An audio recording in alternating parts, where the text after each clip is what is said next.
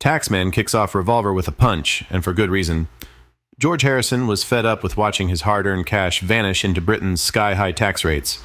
This turned his frustration into one of the sharpest and funkiest tracks in the Beatles' entire catalog.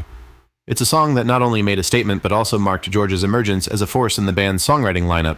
By the mid-1960s, the Beatles were making buckets of money and losing much of it to taxes.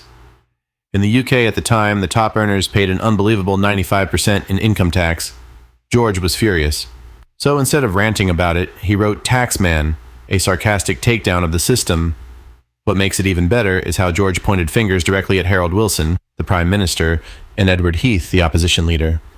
It was gutsy for a band like the Beatles to call out politicians by name in a song, and it was the first time they'd ever done it. Although the song was George's baby, he did receive some critical help from his bandmates. Lennon pitched in with a few memorable lines like the cheeky, "If you drive a car, I'll tax the street. If you try to sit, I'll tax your seat." John later admitted he wasn't thrilled to help at first, but did it because he cared about George and didn't want to let him down. Paul, on the other hand, added something unforgettable: the fiery guitar solo.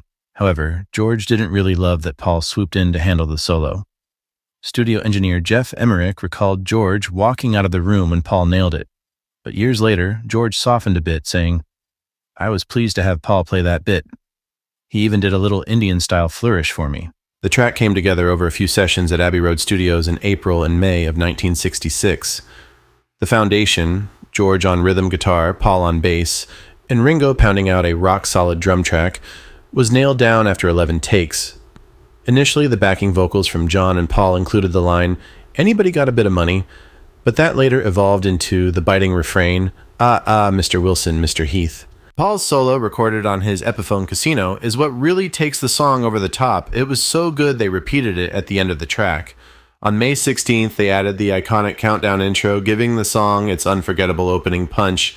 And if you've spent any time in Beatles fan circles, you might have heard the theory that the Taxman solo was just the Tomorrow Never Knows solo played backward. It's a fun idea, but it doesn't hold water. Put on some headphones and reverse the solo. It's not the same.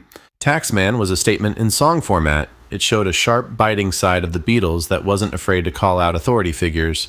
For George, it was a breakthrough moment, a chance to prove he could stand alongside Lennon and McCartney as a songwriter. Even now, the song feels as relevant as ever. It taps into that universal feeling of frustration and reminds us all that even rock stars aren't immune to getting squeezed by the system.